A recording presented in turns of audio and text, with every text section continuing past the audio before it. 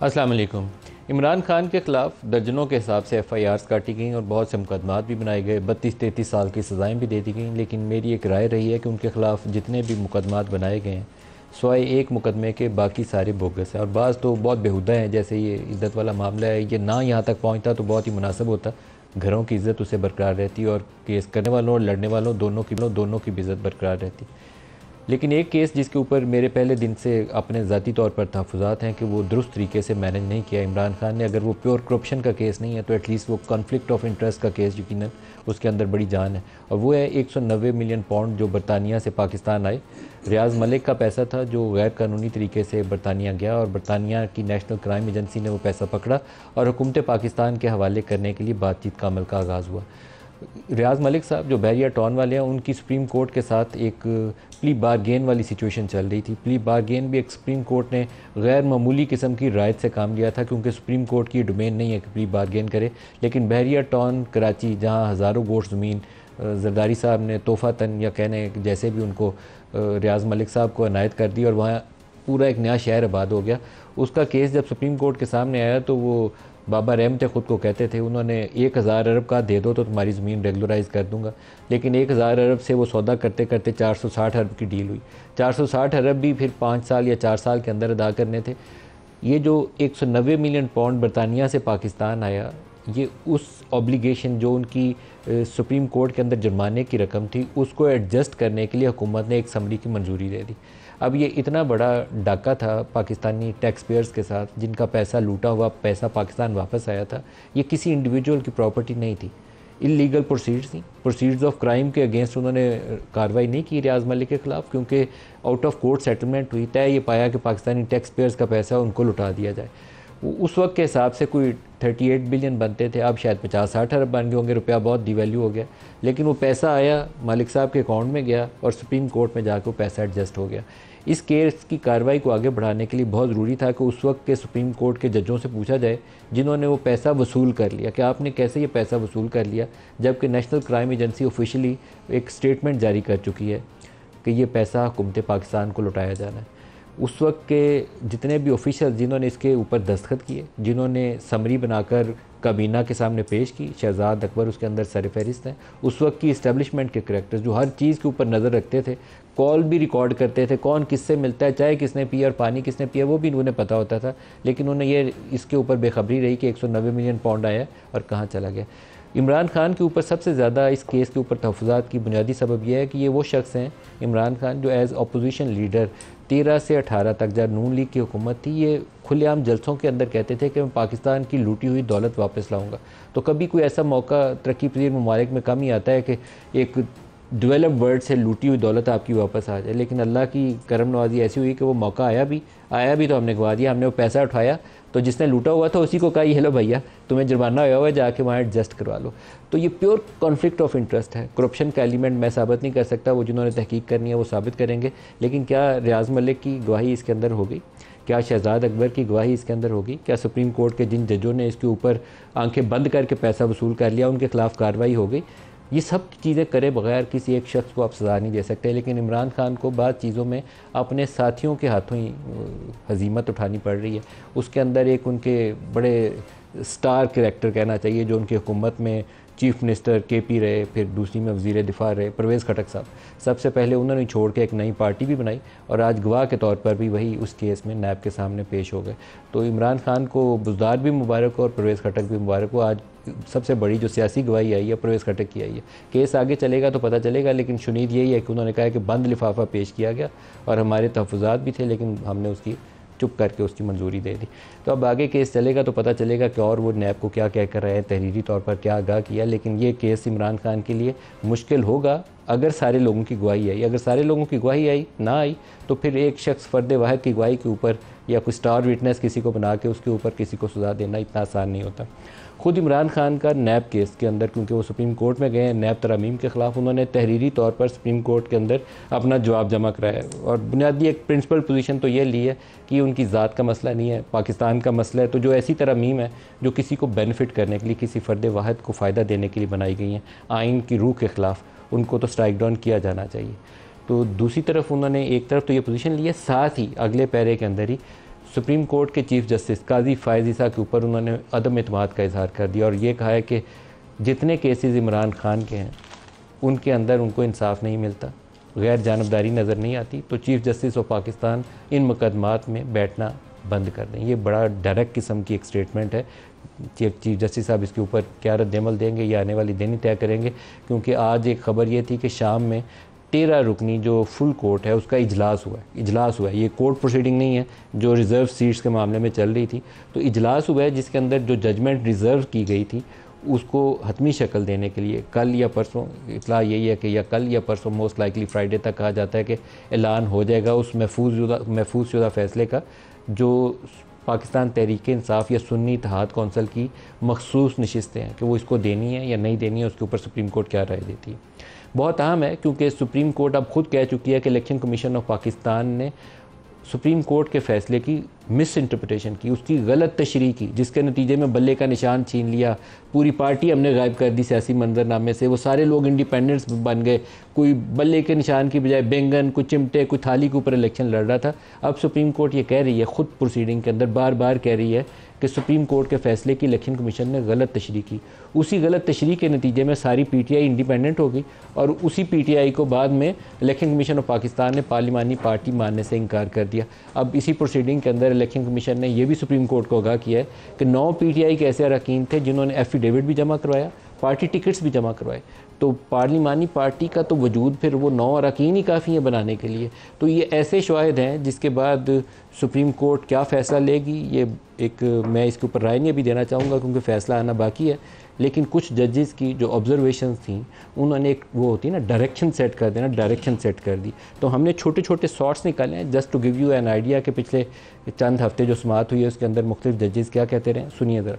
SIC ने apply किया, अगर उनसे गलती भी हुई थी, इलेक्शन कमीशन की ड्यूटी थी कि उसको दुरुस्त कर लेते। अवाम ने किसी इंडिपेंडेंट को वोट नहीं दिया था, अवाम ने उस कैंडिडेट को वोट दिया था जिसको एक पार्टी सपोर्ट कर रही थी। 87 सीट्स थी, इनके जो कॉन्स्टिट्यूएंसी के जो वोटर्स थे, किसी ने कोई डिमॉन्स्ट्रेशन किया कि आपने SIC को क्यों ज्वाइन करा? हमारे खिलाफ सिर्फ प्रोटेस्ट और ऑब्जेक्शन इलेक्शन कमीशन ने। भाई हमें पता ही नहीं आप क्या हैं, आप एक कागज का टुकड़ा हैं, सॉरी बुरा ना मानिए, मगर आपका नाम मैंने पहले कभी सुना ही नहीं था। कि सपोज 2 पॉलिटिकल पार्टीज हैं जिन्होंने एक सीट ली है, जी इस एग्जांपल जी, बाकी 264 सीट्स इंडिपेंडेंट के पास, जी ठीक है। तो अब एक सीट जो पार्टीज ने ली है वो 70 वोट्स ले लेंगे? नहीं ले सकते। आइन से बात कीजिए। देखिए ये मुझे बहुत बुरा लगता है जब एग्जांपल्स दें जबकि फैक्ट्स बिल्कुल मुख्तलिफ हो। Rule 94 देखें ना, it talks about the percentum share of each political party. So these seats only go to political parties. That they belong to PTI. Yes. Those people naturally stood for election and they got elected. तो इससे तो जाहिर ये होता है जो लोग हमारे सामने नहीं हैं वो तो सारे PTI के हैं। गवर्नमेंट और कॉन्स्टिट्यूशनल बॉडीज बोनाफाइड लिटिगेंट समझे जाते हैं। जी। अब तो ECPP मुकदमा जीतने आई है like an ordinary litigant. Acting as if there are adversaries. Such situation is not provided under the act and the rules. To give the seats if such a situation of independent candidates occur, and under the proportional representation system, the seats will go to such parties who have contested. My lord, that इस फैसले की बहुत अहमियत है। क्या पाकिस्तान तहरीक इंसाफ एक बड़ी powerful political party बल्कि सबसे बड़ी सियासी पार्टी के तौर पर पार्लियामान में उभरेगी, या हुक्मरान इत्तेहाद का जो ख्वाब है कि 2/3 मेजोरिटी उन्हें हासिल हो जाए, ये रिज़र्व सीट सारी उनको मिल जाए, एकदम से वो सीढ़ी पे वो जंप लगता है ना, वो सांप और सीढ़ी वाले खेल के अंदर वो टॉप ऑफ दी जो लेडर है वो पहुंच जाता है बंदा, तो वो टॉप ऑफ दी लेडर पहुंच जाए और 2/3 अक्सरियत उनको मिल जाए, जिसके नतीजे में वो आइन में तरमीम भी कर सकते हैं, कुछ और एजेंडा सेटिंग भी कर सकते हैं। तो दोनों आर या पार वाला केस का फ़ैसला सुप्रीम कोर्ट कल या परसों सुनाएगी। आज जो हमारे साथ पैनलिस्ट हैं एरियोज़ में, हुमायूं महमद साहब हैं सेनेटर पाकिस्तान तहरीक इंसाफ से, और डॉक्टर मुसद्दिक मलिक साहब हैं वफाकी वज़ीर हैं पाकिस्तान मुस्लिम लीग नवाज़ से। दोनों को खुशामदीद कहते हैं प्रोग्राम में। डॉक्टर मुसद्दिक साहब, ये जो दोनों डॉक्टर हैं इसलिए डॉक्टर मुसद्दिक नाम लेके कहना पड़ेगा। डॉक्टर मुसद्दिक साहब, ये जो 190 मिलियन पाउंड वाला केस है, ये भी आज उसकी कार्रवाई का आगाज़ हुआ। परवेज़ खटक साहब उसके अंदर गवाह बन गए। आपको क्या नज़र आता है? मुझे तो वो नज़र आता है जो फाइल के अंदर पड़ा हुआ था। बड़ी वाज़ेह सी बात है जी। एक केस था जो इमरान खान साहब के ईमा पे शुरू किया गया लंदन में, और उसका टारगेट करने की कोशिश की गई शरीफ फैमिली को, और कहा यह गया कि ये वाली जो बिल्डिंग इन्होंने एक बेची है इसको ट्रेस किया जाए, ये इल्लीगल पैसों से आई है, ये यहाँ से दरख्वास्त गई इमरान खान साहब की तरफ से। जो हसन नवाज की 50 मिलियन पाउंड की प्रॉपर्टी है उसका केस शुरू हुआ। जी उसका शुरू हुआ। दरखास्त यहाँ से गई थी? जी दरखास्त यहाँ से, वो इनके वो थे ना जी, वो क्या नाम था उनका, एसेट रिकवरी वाले शहजाद अकबर साहब जी, उन्होंने की। वहाँ पे इन्वेस्टिगेशन शुरू हो गई, इन्वेस्टिगेशन होती रही। तो वो इन्वेस्टिगेशन के बाद सारे उन्होंने जब कागजात देखे तो पता चला कि सारा उनका जो कारोबार था वो लेजिटिमेट था। उन्होंने एक एक कागज़ दिखा दिया कि इतने पैसे हमारे थे, वो इस बिल्डिंग की सेल से आए, इतना बैंक से डेट लिया था, यहाँ पे हमने ख़रीदी, इस बंदे से ख़रीदी थी। जब वो आखिर तक पहुँचे तो पता चला बेची किसको थी, तो बेची थी वो ये बैरिया टाउन वाली फैमिली को जी, रियाज मलिक के साहबजादे अली रियाज। जी जी। तो उन्होंने कहा ठीक है, आप तो ऑफ द हुक हो गए, अब जिनने ख़रीदी है, क्योंकि वो ट्रेल तो शुरू हो गई हुई थी, ज़रा उनका पता कर लेते हैं। तो उनका पता किया गया तो अनअकाउंटेड फॉर वेल्थ सामने आ गई, यानी वो पैसे जिसका कोई हिसाब नहीं दे सकता कि ये पैसे कहाँ से आए हैं। तो वहाँ पे जो कानून है बरतानिया का, उस कानून के मुताबिक वो सारे उनके अकाउंट जो हैं वो फ्रीज़ कर दिए गए। एसेट्स भी फ्रीज हुए और अकाउंट्स भी फ्रीज हुए और अकाउंट्स भी फ्रीज़ हो गए। अब ये हो गया। अब यहाँ पे क्या होता है, यहाँ पे आपको मालूम है कि कराची वाला जो बहरिया टाउन वाला केस था उसमें जुर्माना हो गया बहरिया टाउन 460 अरब का। और उसके लिए सुप्रीम कोर्ट ने एक, वो हमारे जो चीफ जस्टिस है साकिब निसार साहब, उनके गालिबन हुक्म पे एक सेपरेट अकाउंट खोल दिया गया मलिक रियाज साहब को फ़ाइन जमा करवाने के लिए। वो अकाउंट जो है वो जो होते हैं ये चीफ क्या उनको रजिस्ट्रार के नाम का एक अकाउंट खोल दिया गया कि इस केस का जुर्माना रजिस्ट्रार के इस अकाउंट में जमा करवाया जाएगा। अब खान साहब क्या करते हैं, एक एग्रीमेंट होता है लंदन में, ट्राईपार्टाइट एग्रीमेंट। उस एग्रीमेंट के लिए इजाज़त दी जाती है कि आप यहाँ से जाएं। शहजाद अकबर साहब को काबीना इजाज़त देती है कि हम इजाज़त देते हैं कि आप वहाँ पर जाएं, एक ट्राईपार्टाइट एग्रीमेंट साइन करें। हुकूमत बरतानिया यानी बरतानिया की अदालत, मलिक रियाज साहब के ख़ानदान और हुकूमत पाकिस्तान उसके ऊपर साइन करे कि जो भी उनकी सेटलमेंट हो रही है, जो भी फ़ैसला किया जा रहा है, वो कभी भी जो हमारा हक होता है कि हम उसकी वो फ़ैसला हमारे सामने आएगा, हम अपना हक विड्रॉ करते हैं और ये हमेशा के लिए कॉन्फिडेंशियल रहेगा और हुकूमत पाकिस्तान इसके ऊपर कभी आके नहीं पूछेगी कि ये आपने क्या आपस में समझौता किया है। उसके तहत वो पैसे जो सरकार के पैसे थे, क्योंकि कानून ये कहता है बरतानिया का कि अगर आपको इल अकाउंटेड फॉर वेल्थ मिले तो वो जिस मुल्क से आई हो उस मुल्क में वापस लौटा दी जाती है उसके ख़जाने में। और वहाँ पे ये फ़ैसला किया गया उस अग्रीमेंट के अंदर कि वो ख़जाने का जो अकाउंट नंबर है, ये वो वाला अकाउंट नंबर है सुप्रीम कोर्ट में जो रजिस्ट्रार साहब के नाम पे खुला हुआ है, जिसमें मलिक रियाज साहब का जुर्माना जमा होना है। इस पे साइन करवा के बगैर काबीना को दिखाए। आपको याद होगा उस जमाने में प्रोग्राम भी हुए जिसमें एक दो वुज़रा ने काबीना में से कहा कि हमें दिखा तो दें, बंद लिफाफे के ऊपर, बंद लिफाफे के ऊपर काबीना से अप्रूव करके उसको स्टेट सीक्रेट डिक्लेयर करके साइन सील कर दिया। अब आपने खोला वो लिफाफा? जी खोल लिया जी। वो काबीना क्योंकि ने सील किया था तो सिर्फ काबीना ही खोल सकती थी। तो फिर काबीना ने फैसला किया, उसको डी सील किया, जिसमें से ये तमाम कागजात निकले जिसमें इजाज़त दी गई थी। उस कमेटी का मैं हिस्सा था।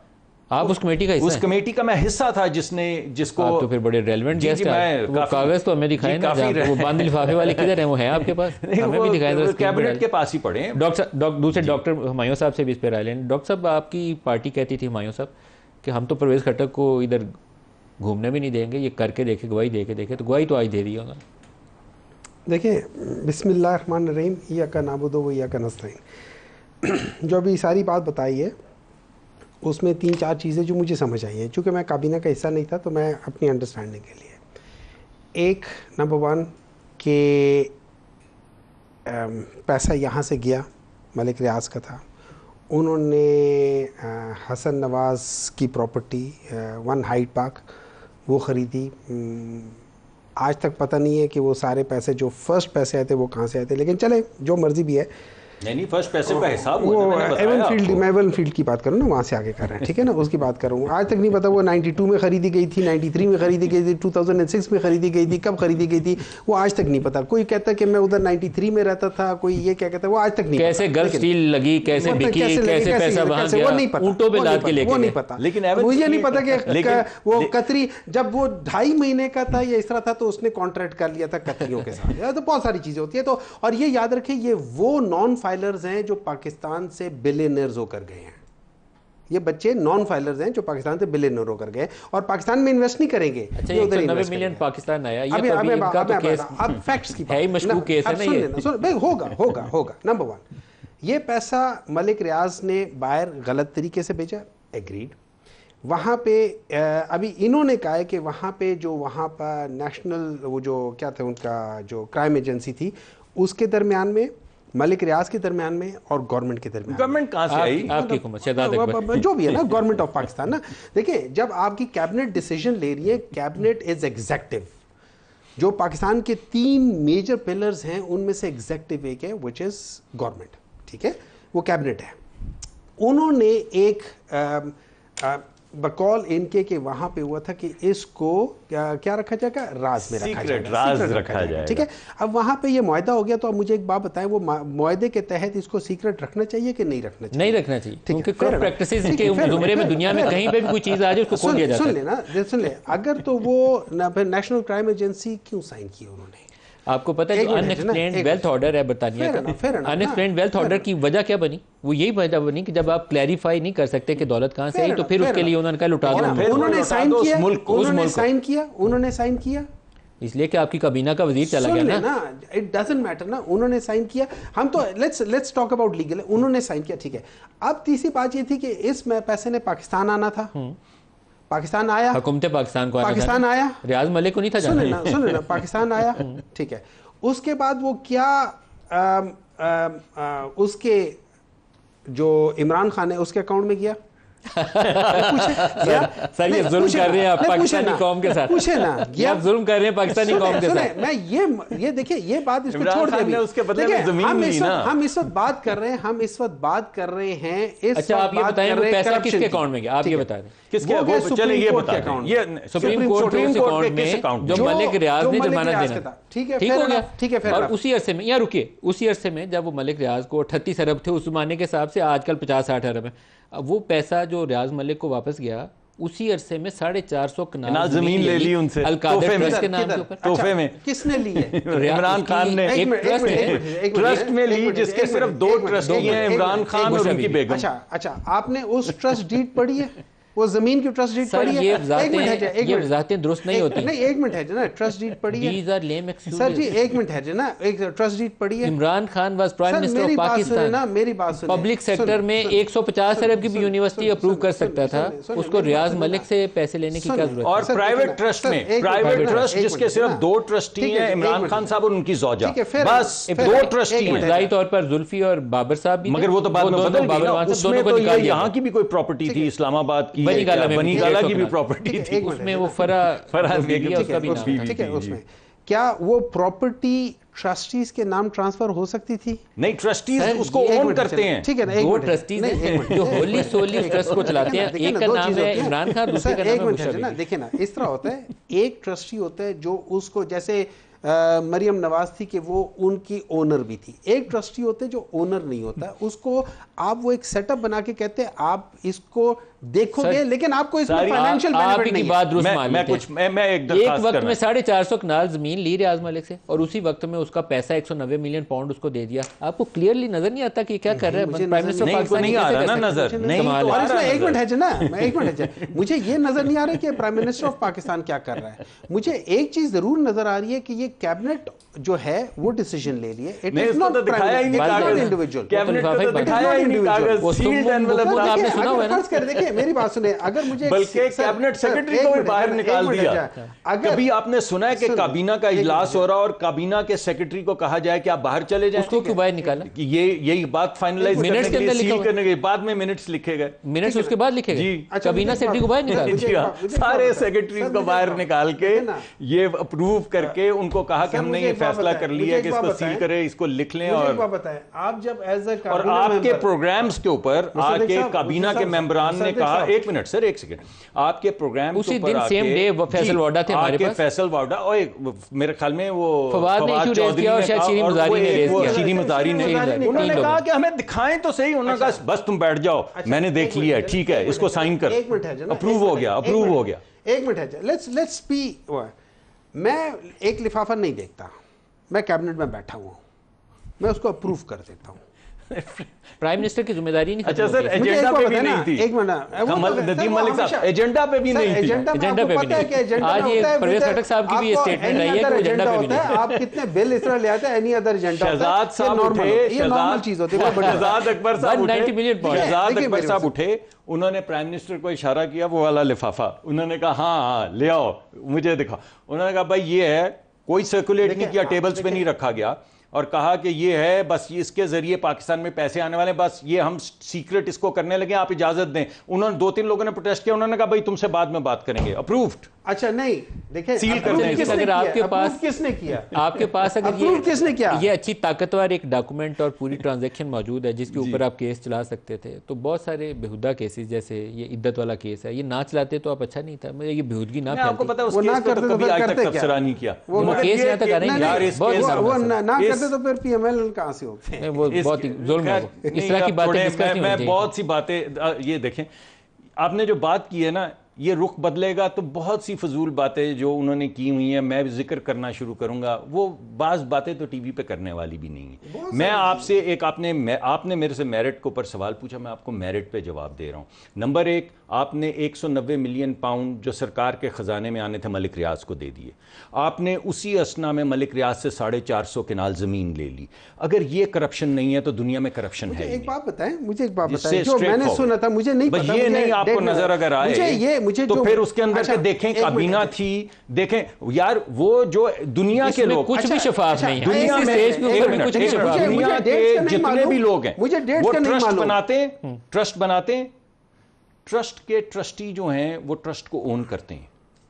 इस ट्रस्ट के सिर्फ 2 ट्रस्टी थे, इमरान खान साहब और उनकी बेगम, 2 ट्रस्टी जिनको 450 कनाल जमीन दी गई। किस वक्त? जब उन्होंने 190 मिलियन पाउंड का यानी $250 मिलियन का तोहफा दे दिया मलिक रियाज। कॉन्फ्लिक्ट है ना, सीधा नजर आ रहा है, नहीं करप्शन है भाई यार, कॉन्फ्लिक्ट तो आपने साबित करनी है, एक मिनट, वो तो अदालत में नजर तो आ रही है। मुझे एक बात बताएं, लेट मी आस्क, अब मुझे डेट्स का नहीं पता, ये जो जमीन ली गई थी मलिक रियाज से फॉर द यूनिवर्सिटी, जहाँ मुझे जितना मुझे मैंने सुना है, सही सुना है गलत सुना है, बाज़ दफ़ा बहुत सारी चीज़ें गलत भी होती है, वो ये था कि ये तकरीबन 8 महीने से साल पहले इस इवेंट से हुई थी। अच्छा, राइट और रॉन्ग, मान ले पहले, राइट और रॉन्ग, सही, और फिर राइट नहीं, मैं बता रहा हूँ, मैंने सुना है ना सर, 2 ट्रांजैक्शन हुई हैं जिनको आप 2+2 करके 4 नहीं कर सकते। एक मिनट देखिए, एक मिनट, और उस यूनिवर्सिटी की इमारत वो भी रियाज मलिक ने बना के दी है। देखिए बिल्कुल मानता हूँ, बना के दिए, सब कुछ है। अगर मैंने 1 साल पहले एक चीज जो सरफेस नहीं हुई, मैंने 1 साल पहले एक बंदे को कहा यार तुम इधर ये इन्वेस्ट कर दो या दे दो, और वो इमारत आज 450 कनाल जमीन क्यों दी होगी उसने? मुझे क्या पता, पता करने की कोशिश मुझे करें। बहुत सारे लोग हैं वो इस किस्म की चीजों में इन्वेस्ट करते हैं। अच्छा, किस तरह की चीजों में इन्वेस्ट करते हैं सर? ये जो लोगों के लिए यूनिवर्सिटीज बनाते हैं लोग, वो कितने लोगों को खाना दे रहे हैं, कितने लोगों को फ्री खाना दे रहे हैं। बहुत नेक आदमी है, बहुत नेक आदमी है, लेकिन वो खुद वो बैरिया यूनिवर्सिटी बना देते। आई डोंट नो कि वो नहीं है। उन्हें क्यों जरूरत थी कि इमरान खान को 450 कनाल देते? इमरान खान कोई भी कह सकता है, किसी भी लोग आप कहेंगे आपको भी दे देंगे 450 कनाल। अगर मैं ऐसी जगह पे हूं, मैं ऐसा काम ब्रेक ले लेंगे हमारे साथ, देंगे। ब्रेक ले लें हमारे साथ।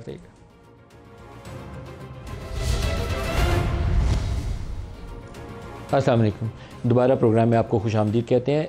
पाकिस्तान में दहशतगर्दी की कार्रवाइयों में बहुत ज़्यादा तेज़ी आई है पिछले चंद महीनों के अंदर। आपने गुज़श्ता रोज़ ख़बर सुनी होगी, बिल्कुल नौजवान वो कैप्टन मोहम्मद उसामा शहीद नॉर्थ वज़ीरिस्तान के अंदर उनकी शहादत हुई। अभी से थोड़ी देर पहले साउथ वज़ीरिस्तान में एक वाक़े के अंदर 3 जवान शहीद हुए हैं। फिर पेशावर के अंदर हसन खेल के इलाके में एक वाक़या हुआ है, उसके अंदर भी शहादत हुई है। ये वाक़यात पाकिस्तान में एक ऐसी रियलिटी की निशानदेही करते हैं कि अमन दरकार है, लेकिन हम अमन की ख्वाहिश होने के बावजूद अमन को हासिल नहीं कर पा रहे। तो इंटरनेशनल जो कम्युनिटी है, जो इंटरनेशनल इन्वेस्टर है, उसके लिए सबसे पहले जो अवलीन शर्त होती है वो चलती फूटती इकॉनमी देखना चाहता है, पॉलिटिकल स्टेबिलिटी देखना चाहता है, इकॉनमी के ऊपर एक प्रेडिक्टेबल फ्यूचर देखता है कि इन्वायरमेंट कैसी है। अगर पैसा डालता है $100 मिलियन या $50 मिलियन तो 5 साल बाद उसको कितनी रिटर्न मिलेंगी। तो इस सूरत हाल के अंदर एक तशवीश पाई जाती है बैनुल अक़वामी इन्वेस्टर्स के अंदर। एक रिपोर्ट आई है overseas investors chambers of commerce and industries OICCI, तो उन्होंने इसके ऊपर सिंध के वाक़यात के हवाले से, बलूचिस्तान के वाक़यात के हवाले से तशवीश का इजहार किया। पंजाब के अंदर सूरत हाल कदरे बेहतर हुई है, उनका रिएक्शन भी ज़ाहिर करता है। जो उनके रिस्पोंडेंट्स हैं उन्होंने लार्जली जो सिंध की, कराची की और जो बलूचिस्तान की सूरत हाल है उसके ऊपर तशवीश का इजहार किया। तो अब्दुल अलीम साहब CEO हैं OICCI के, हमारे साथ इस वक्त। अलीम साहब, आपको प्रोग्राम में खुशामदीद भी कहता हूँ। ये फरमाइएगा कि क्या मेन आपकी कंसर्न्स हैं जो इन्वेस्टमेंट के आड़े आ रही हैं, रुकावट बन रही हैं? देखिए, इन्वेस्टमेंट जैसा आपने अभी अपने स्टार्ट में कहा कि फॉरेन इन्वेस्टर जो है वो जब इन्वेस्टमेंट करता है किसी भी कंट्री में तो उसको स्टेबिलिटी चाहिए ऑफ एनवायरनमेंट और सिक्योरिटी भी चाहिए। तो ना सिर्फ अपने लिए बल्कि अपने जो और स्टेक होल्डर्स हैं उनके लिए भी। तो हमारा आजकल जो अभी हमने ये जो सर्वे जिसका आपने जिक्र किया ये हमने आज ही रिलीज़ किया है, इसमें हम ये हर साल सर्वे करते हैं मई और जून के अंदर। तो इस साल जो है वो जो रिज़ल्ट आया है वो काफ़ी तशवीशनाक है। मैंने आपसे शेयर भी किया है और लोगों से भी कि कोई पाकिस्तान में हम सारे जो हमारे सिक्योरिटी मैनेजर्स होते हैं और चीफ एग्जीक्यूटिव्स होते हैं उनसे हम ये सवाल करते हैं, काफ़ी सवाल होते हैं। तो एक जो सवाल है वो ये होता है कि जो सिक्योरिटी सिचुएशन लास्ट ईयर थी मई और जून में, उसके मुकाबले में इस साल क्या पोजीशन रही है। और ये जो हमारे सवाल होते हैं ये हम सिर्फ फॉरेन इन्वेस्टर्स के जो रिप्रेजेंटेटिव हैं उन्हीं से पूछते हैं। इसमें मैं आपको ये बताता चलूँ कि हमारे कोई 210 मेंबर्स हैं और उसमें से कोई 75% जो हैं वो कराची बेस्ड हैं और बाकी वो रेस्ट ऑफ द। और ये बड़े नाम क्या है आपके जो ग्रुप के अंदर मेंबर्स हैं, उसमें बड़े कौन से ऐसी मल्टीनेशनल कंपनी हैं, कुछ नाम लेंगे? जी, प्रॉक्टर एंड गैम्बल, नेस्ले, आप रफान मेज, सारी जो टेलकोज हैं यानी जैज़ है और PTCL है, यानी जितने भी बड़े नाम हैं वो सारे हमारे जी यूनिलीवर है, ऑटोमोबाइल कंपनीज जितनी हैं, टोयोटा है और जितने भी बड़े नाम हैं वो सारे जो फॉरेन बैंक्स हैं वो हमारे मेंबर्स हैं। City bank. उनका मेन फाइंडिंग क्या है? क्या मेन उनकी फाइंडिंग क्या है? उनका रिस्पॉन्स क्या है? देखिए, मेन फाइंडिंग ये आई है कि ओवरऑल हमने उनसे पूछा था कि कराची, लाहौर और कराची वर्सेस फिर उसके बाद सिंध में, रेस्ट ऑफ द सिंध, फिर हमने पूछा था लाहौर एंड, क्योंकि लाहौर में जैसे मेजर बिजनेसेस होते हैं पंजाब के, और फिर रेस्ट ऑफ पंजाब, और उसके बाद हमने पूछा था कि कोयटा और बलूचिस्तान में अलग अलग क्या सिचुएशन है। तो उन्होंने कराची के ऊपर बहुत तशवीश बताई है। मतलब जो 100 अगर 100 लोग से सवाल किया गया तो 89 ने इस दफ़ा कहा है कि हालात यहाँ पे पिछले साल के मुकाबले में ख़राब हुए हैं, जो लास्ट ईयर 69 था। इसी तरीके से रेस्ट ऑफ सिंध में भी यही सिचुएशन है। पंजाब में भी लोगों ने तशवीश का इजहार किया है, लेकिन पिछले साल ज़रा ज़्यादा थे, 73 थे, अब इस दफ़ा 59% ने कहा है कि ये जो है हालात इतने मतलब डिटीरिएट में, इम्प्रूव नहीं हुए। लास्ट ईयर समझ में आता है क्योंकि आपको याद होगा कि लास्ट ईयर में जून में कुछ पॉलिटिकल एक्टिविटीज़ पंजाब में काफ़ी, ये जो अभी मोर रिसेंट इंसिडेंट्स हैं, ये जो हमें अक्रॉस द बॉर्डर अफगानिस्तान वाली साइड से जो स्पिल ओवर हो रही है टेररिज्म की, इसके ऊपर भी कोई रिस्पांस लिया आपने? नहीं, हमने नहीं लिया, नहीं उस पर हमने नहीं लिया। हमने बिजनेस सारा बिजनेस इसके ऊपर रिस्पांस नहीं लिया, हमने सिटी फोकस जी हाँ लिया है हमने। हमारा मकसद ये है कि देखिए बिजनेस कैसे रन होता है। हमने कोई चीज़ जो सजेस्ट कर रहे हो आपके चैम्बर के फोरम से जो कोई तजवीज़ दी गई हो अगर तो वो बता दें, फिर मैं आपको खुदा हाफिज़ करूँगा। जी, हमने तजवीज़ यही दी है कि देखें सिक्योरिटी को इतना लाइटली ना लें। ये स्ट्रीट मेजर जो कंसर्न आया है वो सिटी क्राइम्स का आया है और मेजर जो बड़े क्राइम्स हैं वो उसका भी है। इसमें अब जैसे अभी 19 अप्रैल को कराची में 1-2 जापानीज़ को अटैक किया गया था, तो ये सारी चीज़ों की रेखी जो है वो पहले से हो रही थी। लोगों को मतलब आई थिंक कोई इन्फॉर्मेशन जो हमारे एजेंसीज़ हैं जिनका ये काम है, पुलिस हो या और भी जो हो, उन्होंने उन्होंने प्रॉबेबली इस चीज़ को एंटिसिपेट नहीं किया, या तो लोगों को उस तरफ जाने नहीं देना चाहिए था। तो ये एक दो बहुत प्रोएक्टिवली हुकूमत को, लॉ इन्फोर्समेंट वालों को एक कंबाइंड एफर्ट के साथ इसे निपटना पड़ेगा। अब्दुल हलीम साहब, आपका मैं शायद ख्वाजा आसिफ का या किसी वज़ीर का स्टेटमेंट था, पढ़ रहा था कि उस नौजवान शायद उसामा शहीद के घर गए हैं, तो उसकी वालिदा ने कहा कि ये कौम अपने कितने बेटे कुर्बान करेगी, आप इस दहशत गर्दी को जड़ से क्यों नहीं उखाड़ फेंकते।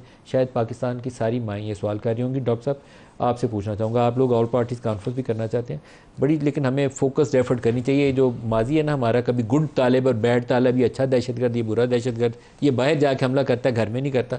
इस तफरीक को हमें ख़त्म करके इनको क्रश करना पड़ेगा। मेरे ख्याल में जी आपने सवाल का जवाब तो दे ही दिया। तशवीश तो हमें भी है, लेकिन और ये OICCI जो है हमारे लिए तो बहुत मोहतरम है, हमारे मुल्क में सरमायाकारी करते हैं, लेकिन हमारे 400 बच्चे शहीद हो चुके हैं इस साल में। 400 जवान, नौजवान, फ़ौजी, सिविलियंस, पुलिस वाले, वो ज़्यादा बड़ी तशवीश। आपको याद होगा आर्मी पब्लिक स्कूल के बच्चों को किस बेदर्दी से शहीद किया गया। उनकी एक उस्तानी जो थी या उस्ताद जो थे, उनको ऊपर फॉस्फोरस डाल के उनको आग लगा दी गई। लेकिन उसके बाद फिर ये नया जो, और उसके बाद जब ऑपरेशन हो गए ज़रबे अज़ब और दूसरा ऑपरेशन, तो उसके बाद सुकून हो गया ना, ख़त्म हो गई दहशतगर्दी को, जड़ से उखाड़ दिया। मगर फिर एक नई दोबारा डॉक्ट्रिन आई कि हमने इनको आबाद करना है, ये तो हमारे भाई हैं, ये तो गलत फहमी है, ये तो कल्चरल है, तो आबाद कर लिया। ये 400 बच्चे फिर मर गए जवान। कितनी दफ़ा आबाद करेंगे, कितनी दफ़ा ऑपरेशन करेंगे, कितनी मरतबा फिर आबाद करेंगे। जो आपने बात कही कि कितनी दफ़ा ये अच्छे हैं और कितनी दफ़ा ये हमारे भाई हैं और कितनी दफ़ा ये दुश्मन हैं और कितनी दफ़ा ये हमारे बच्चों को और उनके असातिज़ा को भस्म करते हैं और कितनी दफ़ा हम 400 लोगों की शहादत जो है वो उससे कंधा देंगे, और उसके नतीजे में फिर जो इक़्तिसादी नुकसान होगा वो अलग है। मेरे ख्याल में हमारे आपस के झगड़े होते रहेंगे तय, सियासी नोक झोंक भी होती रहेगी, लेकिन अगर इसी बात के ऊपर कि हमने कह दिया हमने 2 ऑपरेशन कर दिए तो आपने कह दिया ये तो हमारे भाई हैं, इनको तो हमें आबाद करना है, मेरे ख्याल में इसको रुक जाना चाहिए। ये जो कई दफ़ा प्राइम मिनिस्टर ने भी बात की है कि आप बात तो करें किसी बात के ऊपर, इक़्तिसादी हालत के ऊपर, मुआशी हालत पे जुड़ जाएं, ये दहशत गर्दी पे अब जो कॉन्फ्रेंस बुला रहे हैं इस पे जुड़ जाएं, इसके ऊपर यूनिटी चाहिए, मगर ये वॉबल ना करें, दो राय नहीं हो सकती, वॉबल ना करें। देखें बात यह है कि अगर आप समझते हैं कि पाकिस्तान को अफ़गानिस्तान होना चाहिए, उसी तरह होना चाहिए, उसी तरह का कल्चर होना चाहिए, वही ख़वातीन के हकूक़ होने चाहिए जो वहाँ पे कुछ इलाक़ों में हैं, अगर आप ये समझते हैं तो फिर सारा पाकिस्तान एक तरफ चल पड़ेगा। लेकिन अगर आप समझते हैं कि पाकिस्तान एक और मुल्क है, हम एक तरक्की याफ्ता मुल्क बनना चाहते हैं, हम कोशिशें कर रहे हैं, तो फिर हम ये दहशत गर्दी और ये वहशत जो उसके साथ है, इसे तो हमें कर्टेल करना होगा ना। तो फिर जो लोग हमारे बच्चे मार रहे हैं, जो हमारी बहनों के ऊपर फॉस्फोरस फेंक के आग लगा रहे हैं, फिर आप उनको कैसे कह सकते हैं हमारे भाई हैं, बात करना है। देखिए मेरी नज़र में दहशत गर्दी जो है ना, it is not as simple जैसे हम कह रहे हैं। दहशत गर्दी इतनी सिंपल चीज़ नहीं है। दहशत गर्दी को जब आपने एड्रेस करना होगा तो आपने इसके मुख्तलिफ़ पहलूज़ को मुख्तलिफ़ तरीक़ों से एड्रेस करना होगा। Operation is one of them, not the only thing. किसी भी ऑर्गेनाइजेशन में, चाहे वो दहशत गर्दी हो, चाहे वो कोई भी पॉलिटिकल हो, कहीं भी हो, उसमें हमेशा आपके पास एक स्पेक्ट्रम ऑफ लोग होते हैं। उस स्पेक्ट्रम ऑफ लोग में एक होते हैं जो बिल्कुल एक्सट्रीमिस्ट होते हैं, एक एंड पे होते हैं। जब आप वो कहते हैं एक बेल कर्व होती है स्टैटिस्टिक्स में, उसके 2 एक्सट्रीम्स पे आपके पास एक एक्सट्रीम, दूसरा दो, लेकिन जो उसकी 80% जो मेन बॉडी होती है वो आपको बताती है कि एक्चुअल क्या चीज़ है। अब उसमें बाज़ लोग ऐसे होंगे कि एक नैरेटिव बन रहा होगा कि यार ये हमारे साथ ज़्यादती हो रही है, या ये फ़लाना हो रहा है, ये फ़लाना हो रहा है, और इस बेसिस पे आप लोग रिक्रूट करते हो। आपने उसका जवाब उसी तरीके से देना है और आपने उनके दरमियान में दरार डालनी है। आप बयानियाँ तो बनाएंगे, लेकिन जो हमले कर रहे हैं आके जवानों के ऊपर, उसको तो रोकना पड़ेगा कि नहीं? बिल्कुल, आपको बिल्कुल रोकना पड़ेगा। देखिए उसको प्रीएम्प्ट किया जाता है, उन चीज़ों को किया जाता है। अब जो बात हो रही थी, जो इन्होंने बात बताई थी कि 2014 में जो वाक़या हुआ था, उसके बाद एक ऑपरेशन हुआ था, दो हुए थे। उसके जब सारी चीज़ें आ रही थी तो ये याद रखिए, मेरे ख्याल में 2017 तक 2018 तक एक सिग्निफिकेंट नंबर ऑफ अटैक्स हो रहे थे। फिर अगर आप देखें तो उस अटैक्स थ्रू आउट हुए, ये नहीं है कि कभी खत्म हुए हैं, लेकिन एक जो सब्सटेंशियली डिक्लाइन होने के बाद हर थ्रू आउट हुआ है, जो ग्राफ ऊपर गया है वो जब आप लोगों ने दोबारा आबादकारी की है उसके बाद दोबारा अच्छा मैंने एक मुझे याद नहीं है मैंने किसे कहता वन ऑफ द क्या कह सकते हैं उसे जो मेन बंदा है उन्होंने कहा था कि not a single person was repatriated. Not a single person. क्या बात जेलों से बंद 200 से जो हाई वैल्यू थे उनको रिहा किया गया, छोड़ा गया, प्रेसिडेंशियल पार्डन दिया गया, वहां से ट्रकों के अंदर लोग आबाद हुए। यहाँ पे केपी के सेनेटर्स जो हैं और बलूचिस्तान के सेनेटर्स आहो फुगा करते रहे। लेकिन इसमें हमारी एस्टेब्लिशमेंट को भी जवाब देना चाहिए। प्रेसिडेंशियल पार्डन ठीक एस्टेब्लिशमेंट की मर्जी के बगैर नहीं हुई, रिपैट्रिएशन की मर्जी के बगैर। मैं इधर ही आ रहा था। ये जो डिसीजन हुआ था ना, that decision cannot happen without the chief of army staff, the corps commanders and prime minister, जो ISI के जो chief है DG ISI, and of course the government, the cabinet. इनके बगैर नहीं हो सकता। Not the prime minister. ठीक है ना? Not the prime minister. नहीं, मगर प्राइम मिनिस्टर तो नहीं है ना, आपने कहा उनका तो ये फैसला नहीं। नहीं, ये सब पूरा एक ही होता है ना, सबका मिलकर। मैं मान गया, आपने सबको इनफरादी तौर पे नाम दिया, आपने ये नहीं कहा एस्टैब्लिशमेंट, आपने एक एक का नाम लिया, चीफ का, DGI का, यहाँ पे आपने कहा इमरान नहीं। ठीक है, मैं ये कह सकता हूँ इमरान प्राइम मिनिस्टर। जी प्राइम मिनिस्टर, ठीक है, cabinet headed by the prime minister. नहीं, मगर आप प्राइम मिनिस्टर को अलहदा कह देना एक दफा। मैंने कह दिया ना, cabinet headed by the prime minister. नहीं, आप कहिए prime minister and the cabinet. आप दूसरा कर ले, ये prime minister and the cabinet, it's the same thing. Confuse thought process है, देखिए ना, इस कंफ्यूज थॉट प्रोसेस से आपको निकलना पड़ेगा। अच्छा, एक बात याद रखें, एक बात याद रखें, एक बच्चे को शहीद करे वो दहशतगर्द है। आपको बुनियादी एक तारीख के ऊपर टोटली एग्री करता हूं, मैं टोटली एग्री करता हूं। सरहद पार से आए, हमला करके चले गए और आप कहें कि टॉलरेट करें, टॉलरेट नहीं। देखिए, मैं ये नहीं कह रहा हूं टॉलरेट करो, मैं आपको ये बात बता रहा हूं कि ये सारी चीजें जो ये कह रहे हैं ना कि ये मलबा उठा के करना चाह रहे हैं कि पाकिस्तान तहरीक इंसाफ नहीं किया था, मैं ये कहना चाह रहा हूं ये पाकिस्तान है। और इस वक्त के जो चीफ ऑफ आर्मी स्टाफ है, आप इसके हिस्सेदार थे और अभी भी इमरान खान बिल्कुल थे। डे बिफोर यस्टरडे भी उन्होंने इस चीज को सपोर्ट किया। मेरी बात सुने, मैं इसलिए कह रहा हूं, मैं इसलिए इस बात को डिफेंड कर रहा हूं कि अगर आप इंटरनेशनली जाके पढ़ें जो how to address the terrorism. आज के प्रोग्राम से इतना इजाजत दीजिए, अल्लाह हाफिज।